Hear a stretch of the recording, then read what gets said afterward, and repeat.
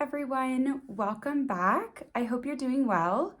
Today's video is going to be my first ever palette bingo. If you've never heard of a palette bingo, it's essentially just a fun challenge where you use a random number generator to select 5 different eyeshadows from the palette you're using, and then you have to find a way to incorporate all 5 of those shades into one eye look. So the palette I'm going to be using today is the Magic Mini from Juvia's Place, and I picked this because I wanted something that was colorful and fun and had enough variety in it to get some interesting results with the random number generator. But I also wanted to use one where I knew I loved the performance and the formula, so this was a perfect candidate. So let's go ahead and generate some random numbers. Okay, so I film on my phone, which is normally what I would use to kind of generate these numbers, but for the sake of this video, I'm gonna be using like my whole entire laptop. There are 16 shades in the Juvia's Place palette, so our options are from 1 to 16, and then I'll just generate 5 times. Okay, so the first one is a 2, and that is Zakia, and this is a really gorgeous, like warm brownie orange shade, so I'm kind of excited about that. So here is our first shade, Zakia. I'll build it up a little more just for the sake of being able to see the color story really well. This palette is full of shimmers, so I'm glad that my first shade is at least a matte. Okay, and next up is number 7. Okay, I feel like I'm getting lucky so far because number 7 is Baronu, which is a really, really beautiful kind of like standard shimmer shade. So I'll swatch that here next to Zakia. There is Baronu. Next is 14. And here's where things will start getting interesting. Number 14 is Yara. Yara is a really beautiful, I'd call it like somewhere between a turquoise and a teal, and it's a shimmer formula as well, although pretty like satiny shimmer. So there is Yara. Okay, I did it again and I got 2 again, which is one that I already have, so I'm gonna generate again. Okay, and next up I got number 9, which is the shade Faso. Faso is one of my favorite shades in the palette, but I'm not sure how well it goes with everything I've got here.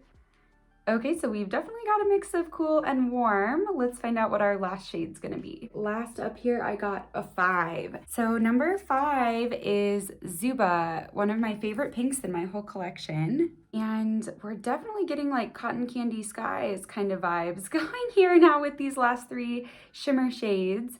So I'm just gonna start brainstorming. I'm gonna try to resist the temptation to just like do, you know, cool on top and warm on bottom or something. I'm going to try to think about how I might be able to mix these in a different way than my brain automatically wants to. Okay, I just keep spending time thinking about this, and I think I need to just start putting something on my eyes. I might regret that later, but we'll see. So first going into this matte orange Zakia, and I'm just going to blend this into my crease because that's automatically what my brain is telling me to do with the only matte I have. Dang it, and I always forget how pigmented Juvia's Place shadows are. Picked up way too much on my brush. So I will say I'm about to work out right after this, and I work out at home right now because of COVID, and so even if this turns out absolutely horrible, I will probably be the only person who ever sees it. Well, except for all of you on the internet, I suppose. Oh man. Okay, just evening up the crease on the other side. This time I did not apply too much, so that's helpful. So now that this is down, I'm kind of wondering if I can do something fading like blue, purple, pink, but rather than have it go like across my eye in the direction I normally would from like left to right or like inner corner to outer corner, maybe I can fade like up or even like at an angle. I think that's what I'm gonna try to do. I've never done something like that fades in a gradient from like lash line up, so we'll see how it goes. Okay, so I'm gonna try out just like a flat shader brush, and I'm gonna dip that into Yara. And then I think I'm just gonna try to like stamp that right against my lashes Just don't know if it's gonna quite be like a dark enough shade. And I really don't want the blue and the orange to overlap because those two shades together can get like really muddy and kind of just turn brown, and that's not what I want here. So I'm trying to really keep it tight, tight, tight against my lash line.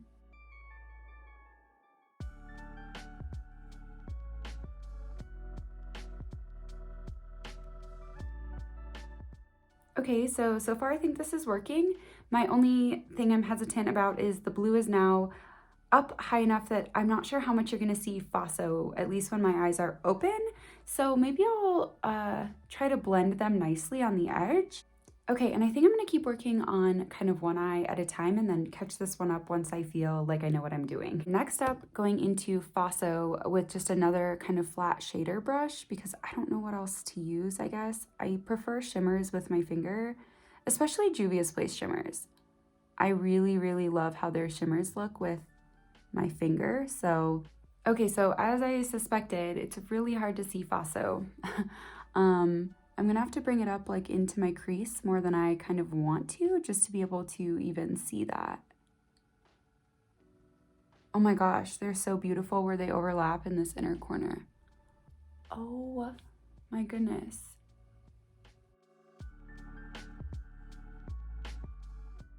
Okay, yeah, so I ended up overlapping Faso over top of the whole area where I had already put Yara, and I think it's gorgeous. So it's just a little bit more subtle teal against my lash line rather than such a stark line there.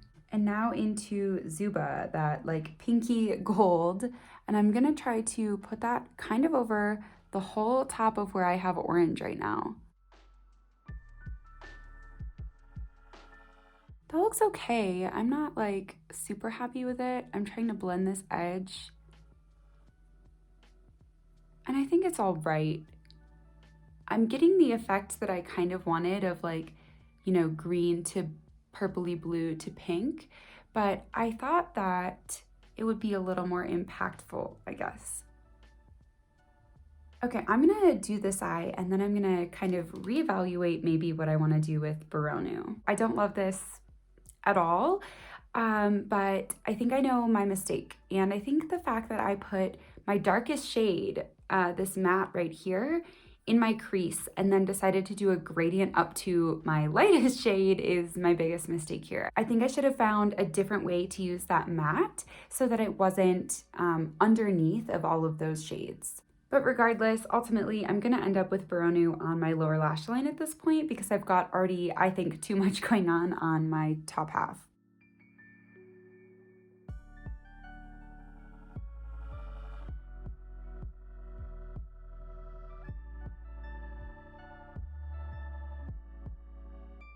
So although it's subtle, I actually think having something under my eyes is helping balance this out. And then I think I'm gonna end up using like a black liner or something on top to ground things a little more because right now it's very like cotton candy clown vibes.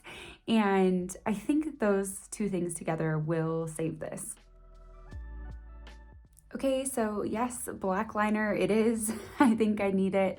And then I'll throw mascara on and be back to show you the final look. Okay, so I kept the liner and mascara heavy on the top and really light on the bottom just because I'm kind of liking the contrast a little bit better that way. And now I'm gonna just pick out blush, highlighter, and a lip color that I think will somewhat go with this look. Okay, I'm back. And everything else I used today on my face will be listed down below in the description box. But just as a quick rundown of my thought process here, I went for like the most neutral blush and highlighter that I have in my collection. And then I kind of doubled up on the sparkly purpley pinky eyes by choosing to use my lipstick Queen Trance lipstick, which looks like this. So it's kind of like a pinky purpley tone, and it does have really fine shimmer particles in there. So it kind of mirrors what's going on my eyes and doesn't add too much additional color to my face. Okay, so the bottom line here is that I don't love this, and probably if it were non-COVID times and I were about to leave my house, I would not. I don't think I would wear this like out somewhere. It's just not my style or what I feel comfortable in. I'd be thinking like, oh my gosh, I have a ton of different colors on my eyes and I feel kind of clownish. And don't get me wrong, if this is your style and you can rock this, then 100% pick up that palette, because I love the Juvia's Place Magic Mini palette for like pops of color in my looks. But what this right here has taught me is that maybe that's just how I like it in my collection, is not necessarily as a whole cohesive color story on its own, but as kind of like a tool in my collection to make my more neutral palettes more fun every once in a while. If I were to do this again, I think I would still put this color in my crease, and then I think I would do the pink all over the front half of my lid and Baronu on the back half.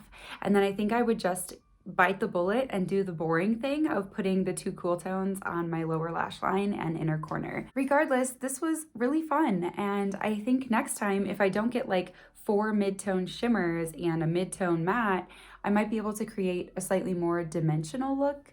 I just feel like this is a little bit flat and rainbowy. Let me know, like, what would you have done with these 5 very like similar shades? You know, they're all just in that mid-range. 4 of them are shimmers, and I mean, what would you have done differently than me? Because I would love advice on how to wear all of these colors at the same time and make it look cohesive. If you enjoyed watching me struggle through this today, please consider liking this video and commenting down below, as well as subscribing before you go today if you haven't already. Thank you so much for watching, and I will see you next time.